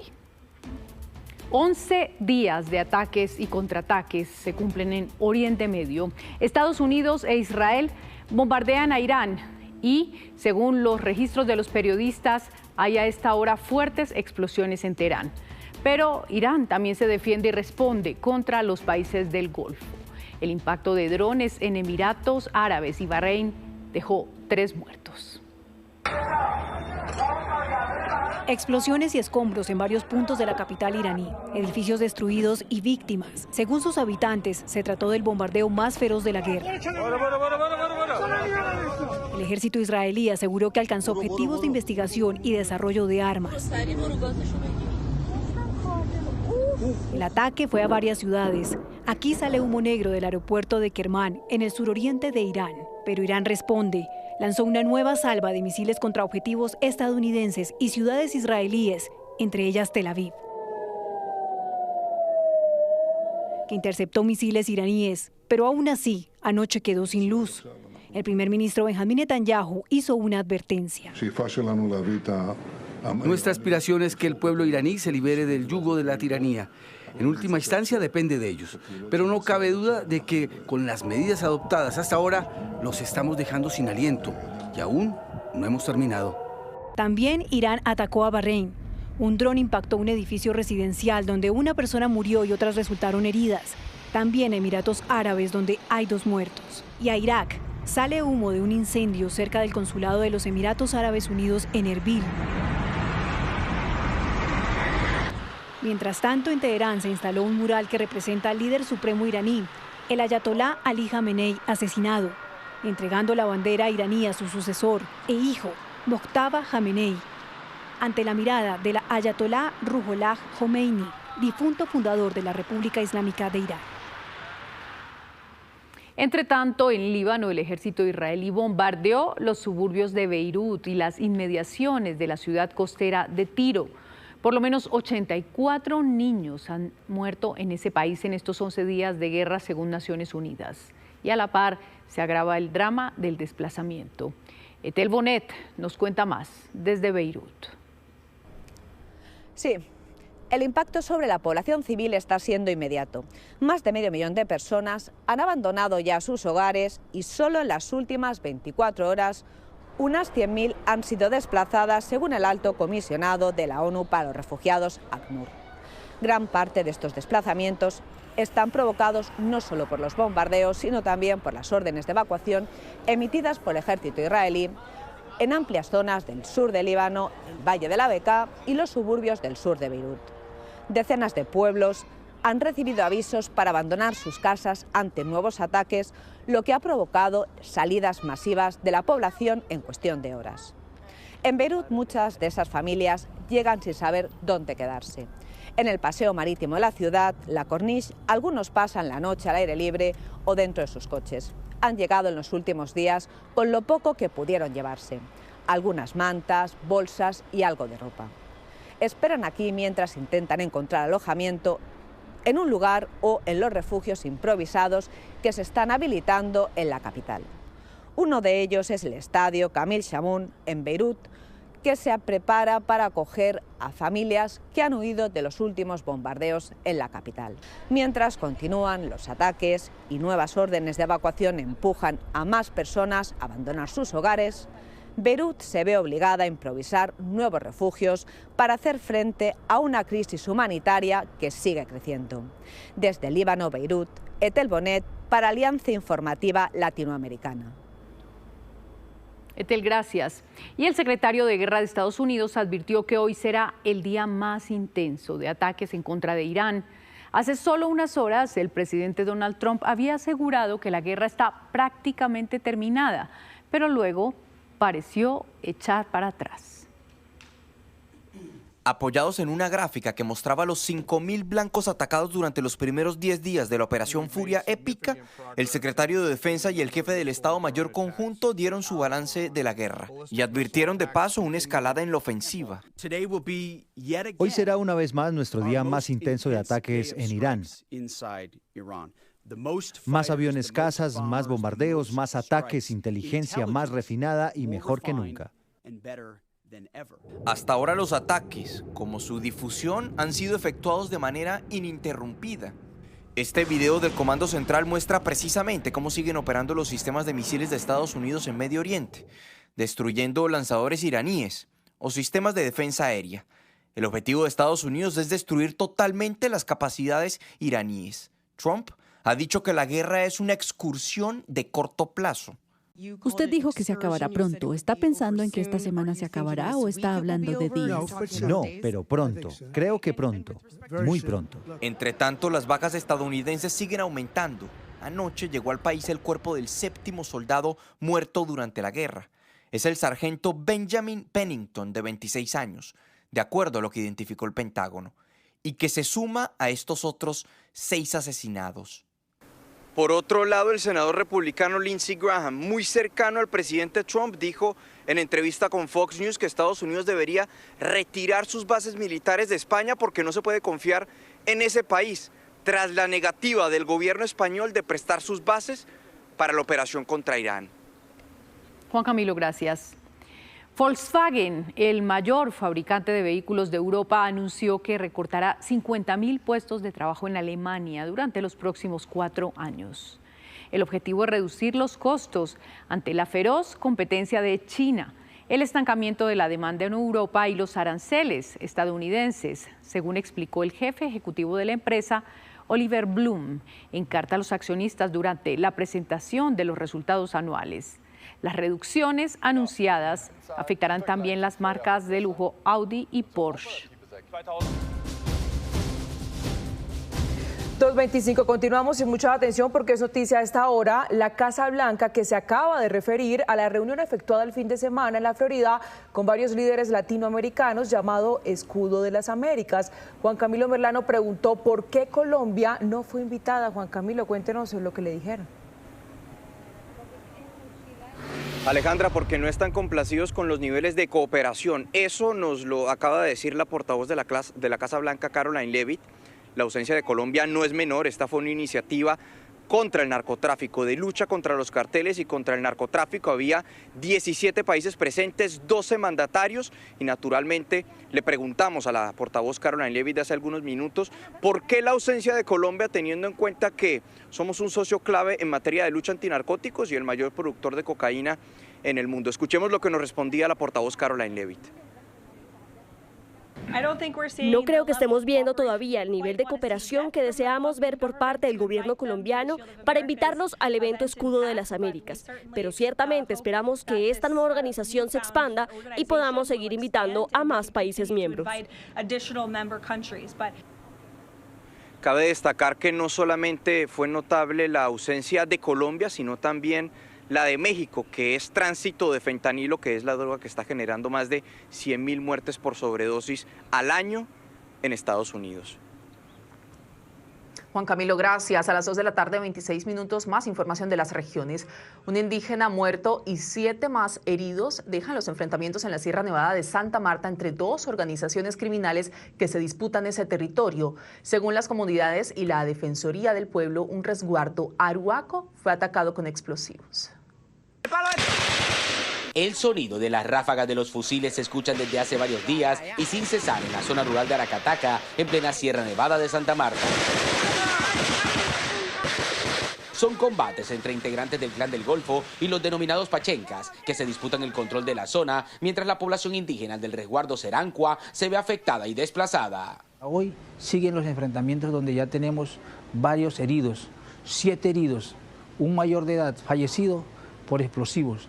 Este video, grabado al parecer por un integrante de los pachencas y enviado por redes sociales a la población de Serancua, muestra parte de los enfrentamientos. Generó un desplazamiento masivo de varias familias. Luego se trasladó al municipio de Aracataca, donde también generó un desplazamiento masivo de por lo menos 200 personas. En un consejo de seguridad, las autoridades ordenaron la atención y evacuación de los heridos. Vamos a actuar, estamos haciendo todo el acompañamiento a las familias arhuacas que están siendo víctimas de este enfrentamiento. En línea de tiempo, en horas de la mañana, en este momento es una operación que está en desarrollo, en horas de la mañana, con helicópteros nuestros y apoyo de nuestra Fuerza Aeroespacial y nuestra policía, ya estamos consolidando el área para poder ingresar fiscalía y poder brindar asistencia humanitaria a las personas que han resultado afectadas. Esta mañana, la aviación del ejército evacuó en helicópteros a mujeres y niños indígenas que habían quedado atrapados en medio de los combates. Fueron llevados a un sitio seguro en Aracataca. Gremios empresariales del Valle del Cauca le hicieron un llamado al nuevo bloque de congresistas para trabajar en conjunto por la región y eliminar la división política. Valentina Gallego nos cuenta qué dicen los gremios. Valentina. Hola, buenas tardes. El llamado básicamente es a sacar el departamento del Valle del Cauca adelante, convertir este territorio en un referente a nivel país, en una zona próspera, pero sobre todo segura. Enviaron también un mensaje de reconciliación, de no polarización, para que se pueda ejercer un buen trabajo político. La inversión en proyectos estratégicos será clave para aportarle al desarrollo de la región. El llamado de la Cámara de Comercio de Cali es a la unidad regional para que empresarios, los nuevos líderes políticos y las autoridades trabajen de manera articulada en los proyectos estratégicos que necesita el departamento. Porque nuestros más de 120.000 protagonistas del progreso, soñadores que hoy quieren un futuro del Pacífico colombiano lleno de oportunidades, encuentran en este bloque parlamentario un gran aliado para llevar a cabo todos nuestros proyectos como región. Mejoras en infraestructura, logística, seguridad y obras de desarrollo son algunos de los retos que deben impulsar la nueva bancada. No solamente en esos grandes proyectos como el tren de cercanías, la profundización del dragado de Buenaventura, la nueva concesión del aeropuerto y la Mula Lolo Guerrero, sino también trabajar en equipo por la educación de nuestros niños y por la salud de los vallecaucanos. Requerimos en este departamento un plan maestro de seguridad que priorice todas las capacidades y establezca una agenda de inversión en materia de capacidades logísticas, de capacidades técnicas, de capacidades en comunicaciones. Eliminar la división política, los estigmas sociales y posicionar al Valle como un destino turístico son otras de las prioridades de los gremios. Evitar la polarización, esa que nos ha marcado durante los últimos años, ha hecho que el Valle del Cauca tenga una imagen que no es la que se representa puntualmente por su gente, por los empresarios, por el turismo de este departamento que tiene una riqueza supremamente grande, y sobre todo en el tema gastronómico. La región espera grandes cambios con el fin de que el Valle del Cauca se convierta en los próximos años en un territorio más próspero, seguro y dinámico. En Chinacota, norte de Santander, las autoridades avanzan en la investigación por la muerte accidental de una mujer que se lanzó de un tobogán turístico. Cintas amarillas de precaución, sellos de la alcaldía de Chinacota y una investigación abierta cursa en este establecimiento de la vereda Escalá en el municipio de Chinacota, norte de Santander. El jueves pasado, Yuris Cristel Camila García Manrique se salió de este tobogán y cayó al suelo, perdiendo la vida, según el informe de las autoridades, por trauma intercraneal y trauma abdominal cerrado. Pues se cerró la tracción, o más denominado el tobogán, acá en Entre Flores. Ese es el único de antemano servicio que no se está prestando, como también la cuestión de las cuatrimotos, porque fueron indicaciones hasta que no se entregaran completamente las autorizaciones, unas que estaban directamente vencidas, otras de antemano que no se le da claridad por el juego extremo, pero en sí el tema de hospedaje y el tema de atención, restaurante y demás sí está lógicamente en funcionamiento. En días pasados, la familia recordó quién era la joven y lo que representaba como sustento para el hogar. Era la mejor hija del mundo, era una excelente hermana, un excelente ser humano, ayudaba a todas las personas que podía. La alcaldía de Chinacota aseguró que continúan haciendo seguimiento al caso. Autoridades competentes hicieron presencia en el lugar de los hechos con el fin de adelantar las actuaciones necesarias que permitan esclarecer lo sucedido.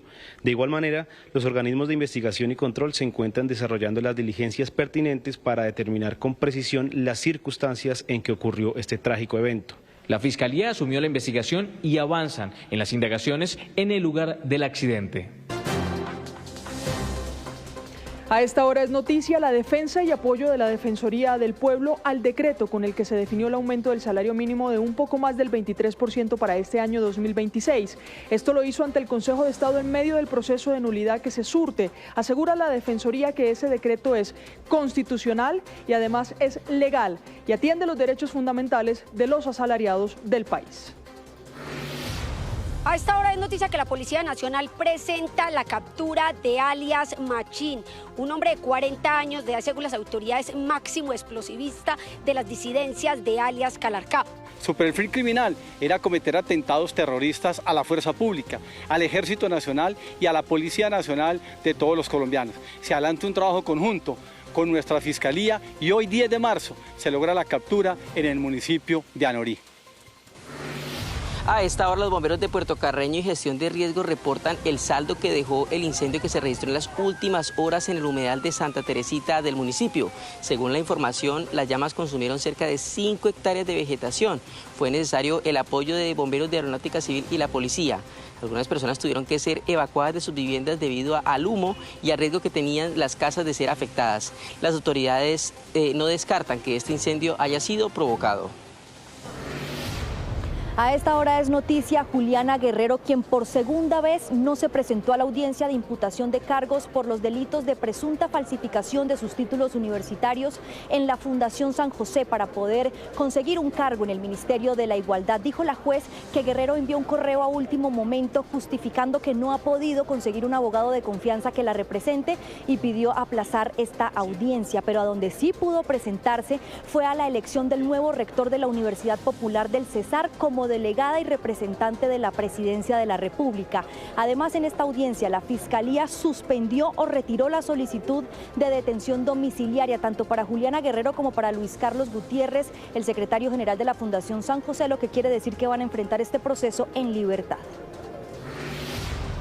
A esta hora la policía reporta la captura de un hombre que se hacía pasar por taxista para robar a los usuarios a través del llamado cambiazo. Así lo explica el propio director de la DIJÍN, el coronel Elber Vicente Alfonso. El recorrido le indicaba a la víctima que debería sufragar, pagar la carrera a través del datáfono. Cuando la víctima entregaba ingenuamente la tarjeta, hábilmente lograba a través del datáfono obtener la clave, pero de manera paralela lograr cambiar el plástico por una tarjeta similar. Un juez le dictó medida de aseguramiento por los delitos de hurto por medios informáticos y violación de datos personales. Fue enviado a la cárcel Picota de Bogotá. Y la policía reveló nuevos detalles de la recaptura de uno de los señalados asesinos y extorsionistas más buscados del país. Un informante y su teléfono celular fueron claves para llegarle a su escondite tras un cambiazo y fuga de la cárcel Picota de Bogotá hace casi 5 meses. La celebración que ustedes ven y escuchan la realizan los policías tras sorprender en su escondite a alias Pedro Nieves o Javier, uno de los señalados extorsionistas, estafadores y secuestradores más buscados del país. Alias Pedro Nieves escogió como escondite y centro de operaciones esta casa en una vereda de Villavicencio Meta, después de fugarse en diciembre pasado de la Picota mediante un cambiazo, es decir, escapó con la identidad de otra persona, en este caso de un familiar que lo visitó y que se quedó en su lugar en prisión. El indiciado permaneció aproximadamente entre 5 días a 6 días oculto en la ciudad de Bogotá. Posteriormente se desplazó hacia el municipio de Tuesca, Cundinamarca. Ahí continuó luego su vida hacia los departamentos o al departamento de Boyacá y luego posteriormente aquí al Casanare. Finalmente, en la huida sale hacia el departamento del Meta, donde logra establecerse con el propósito de evadir las acciones de las autoridades. Y desde esta casa en Villavicencio, dice la policía, alias Pedro Nieves, a través de teléfonos celulares empezó de nuevo a extorsionar en Casanare y Meta. Intimidó y extorsionó de manera reiterada a comerciantes, a ganaderos, haciéndose pasar obviamente por cabecillas de los frentes 10º y 28 de las disidencias de la FARC, utilizando diferentes identidades. Una de esas llamadas extorsivas y un informante de su banda que lo delató fue clave para que la Fuerza Aeroespacial lo ubicara usando drones. Luego, la policía lo capturó. Por el delito de secuestro extorsivo y la incautación de prendas militares como fueron 2 camboyanas, 2 buzos camuflados, una pañoleta que era usada para las videollamadas a las víctimas. También se le incautó 3 dispositivos móviles destinados para las extorsiones. Un juez lo envió de nuevo a la cárcel, donde en el año 2008 pagó una condena por extorsión y por homicidio. Asegura la policía que mientras estuvo en prisión continuó extorsionando y ordenando homicidios. Por eso en esta oportunidad extremaron las medidas de seguridad contra alias Pedro Nieves. Y la Armada confirmó que realizó 2 nuevas búsquedas en el mar de la médica Tatiana Hernández, desaparecida hace 10 meses en Cartagena. Nuestra compañera en la heroica Tatiana Rodríguez nos cuenta más. Muy buenas tardes. A pocas semanas de que se cumpla un año de la desaparición de la médico Tatiana Hernández, pues se han conocido nuevos detalles de cómo avanza la investigación y su búsqueda. Su madre reveló pues que la Fiscalía ordenó nuevamente la búsqueda en el mar a la Armada Nacional, justamente en este sector donde nos encontramos sobre la avenida Santander y específicamente en estos espolones donde la joven fue vista por última vez aquí sentada el pasado 13 de abril del año 2025. Pues la Armada confirmó que a través del grupo de guardacostas se realizaron recientemente 2 búsquedas en este sector. También hay que señalar que no solo la Armada ha buscado a la joven, también la Alcaldía de Cartagena en principio lideró esta búsqueda a través de equipos especializados. Frente al caso de la joven Tatiana Hernández, el pasado viernes 27 de febrero, la estación de guardacostas de Cartagena, con un equipo de buzos de la Armada Nacional, realizó 2 búsquedas en el sector de los espolones frente al antiguo sitio denominado Café del Mar. Estas búsquedas se desarrollaron en cumplimiento a un requerimiento de la Fiscalía General de la Nación. Entre tanto, sus familiares y sus padres específicamente insisten en que la joven continúa con vida, por lo que piden a la Fiscalía General de la Nación avanzar en esta investigación. Tatiana, gracias. Por primera vez en la historia, uno de los programas más prestigiosos del derecho internacional en el mundo, organizado por la Academia de La Haya, se realizará fuera de Europa. En esta ocasión, Cartagena fue escogida como sede, marcando un hecho histórico. La Academia de La Haya es considerada una de las instituciones más influyentes del mundo en la formación de juristas, por la que han pasado muchos expertos que hoy participan en la resolución de los conflictos más complejos entre estados y organismos internacionales. Todos los abogados que litigan ante la Corte Internacional de Justicia, las defensas y demás abogados que litigan en la Corte Penal Internacional, el Tribunal del Derecho del Mar, todos han pasado por la Academia. Durante varios años, los cursos de Derecho Internacional de esta academia se han realizado en Países Bajos y por primera vez América Latina es epicentro, siendo Cartagena la sede escogida para albergar este importante programa. Profesores de talla internacional vienen desde París, vienen desde Inglaterra, Paraguay, Uruguay, tenemos también locales de universidades colombianas, tenemos estadounidenses, de verdad que es una plantilla de lujo que rara vez se ve en Latinoamérica. Desde hoy y hasta el próximo 20 de marzo, unos 100 jueces, académicos y juristas se darán cita en la capital de Bolívar. Ahora, en cuanto está el contexto global, pues tener una oportunidad en América Latina y especialmente en nuestra ciudad, conocer los aspectos del derecho internacional. También es la primera vez que estos cursos se dictan en idioma español. Pero el español se abre cada vez más paso, hay un interés enorme, hay cada vez mayor demanda del público hispanoamericano por acceder al derecho internacional en su idioma. La embajadora de Colombia ante Países Bajos confirmó que la idea es realizar estos cursos todos los años en Cartagena en la segunda semana de marzo. 3 de la tarde, 23 minutos. Bavaria fue reconocida como la empresa número 1 en el índice de inversión social privada que evalúa a las empresas más importantes del país. Laura Rojas tiene los detalles. Laura. Movida empresarial a esta hora porque Bavaria cumplió con algunos indicadores importantes para el año 2025 y precisamente a esta hora me encuentro con la vicepresidenta de Asuntos Corporativos, que significa estar en número 1 en estos temas de inversión sostenible. Bueno, nos sentimos muy honrados, muy reconocidos porque este ranking recoge básicamente el impacto que tenemos como compañía a través de nuestros programas de inversión social y ambiental y a través de los cuales hemos impactado en los últimos años la vida de más de 500.000 familias en Colombia. Bueno, también hay algunas alianzas con empresas, incluso con Caracol Televisión y algunas otras más. ¿De qué se tratan estas alianzas, por supuesto, para el país? Uno de esos pilares de nuestros programas de inversión ambiental es el cuidado del agua. Y a través de un documental decidimos hacer una alianza con Caracol Televisión para acercar a los colombianos al páramo, que es este ecosistema estratégico que es responsable de la regulación hídrica en el país y que produce más del 80% del agua que usamos los colombianos. Esperamos que con este documental, que tiene la participación de Mateo Hernández y Andrés Cepeda de una manera artística y muy bien contada y narrada, podamos conectarnos con cómo funciona este ecosistema y cómo podemos ser un embajador del páramo. Vicepresidenta, muchísimas gracias por acompañarnos a esta hora. Y es que el manejo del agua y también apoyar al sector agro en el país pues han hecho que Bavaria cumpla con esos indicadores tan importantes para el año 2025. Laura, gracias. 3:25. En la vereda Pasquillita, en la zona rural de Ciudad Bolívar, en Bogotá, el trabajo incansable de las abejas se ha convertido en un tema de mucho interés en la granja terapéutica San Luis. Hasta allí llegó Angélica Corse, quien se puso literalmente en las botas de un apicultor para mostrarnos esta experiencia muy de cerca.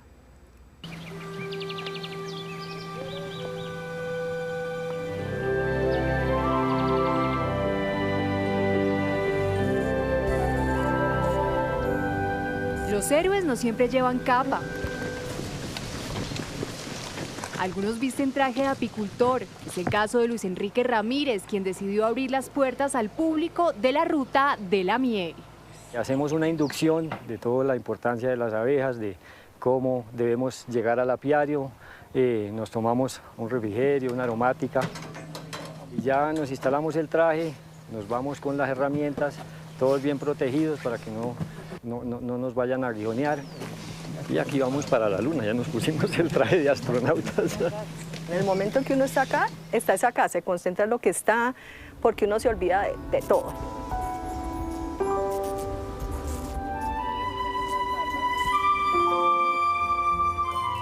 Destapamos una colmena, revisamos pues toda la colmena, la cría, cómo es todo el proceso ahí dentro en la colmena. Desde el huevo, la larva, la pupa y la abeja ya como tal, y las castas que hay dentro de la colmena, que son la obrera, el zángano y la reina. Las abejas son vitales para nuestro ecosistema porque son las encargadas de polinizar aproximadamente el 70% de los frutos que consumimos. Y más del 90% de todo el ecosistema. Gracias a ellas existimos.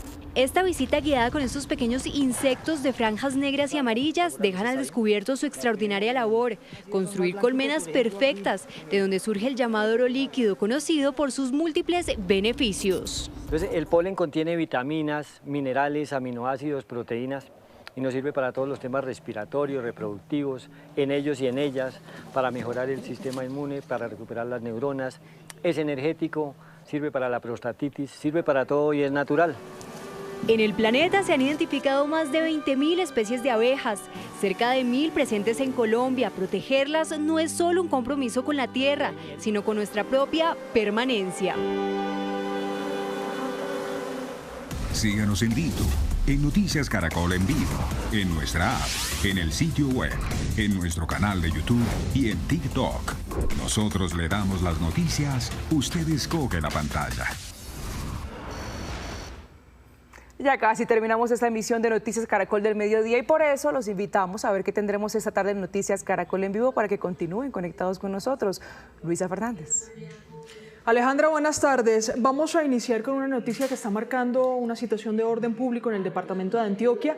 En las últimas horas ya se han registrado cerca de 500 desplazados por actos de violencia en ese departamento. Estamos muy atentos a ese registro que se viene haciendo y a la atención de las familias en medio de esta crisis humanitaria. Pero también vamos a hablar de economía. Vamos a tener dos temas unificados que tienen que ver en sí con las finanzas de la nación. El informe del Banco de la República que asegura que la deuda externa colombiana ha aumentado por encima de los 246.000 millones de dólares y claro, cómo esto y otros factores están bajo la alerta de Corfi Colombiana sobre el déficit fiscal. Un déficit que está superando el 6%, se está acercando al 7%, con un déficit aproximado, si lo ponemos en pesos, de 136 billones de pesos y aún a 7 días del mes de marzo, pues 10 días del mes de marzo, todavía no se conoce entonces ese plan financiero. Y por último, el análisis de las fórmulas vicepresidenciales para esta carrera electoral. Luisa, gracias. Terminamos. Estas fueron las noticias. Nos vemos a las 7 de la noche con una nueva edición informativa. Pero si quiere seguir los hechos del día, ya sabe que pueden conectarse con Luisa Fernández a partir de este momento a la señal digital de Noticias Caracol en vivo y en nuestras plataformas digitales. Y en el canal Caracol ya viene Tormenta de Pasiones. Esto es Noticias Caracol. Primero la gente. Buena tarde.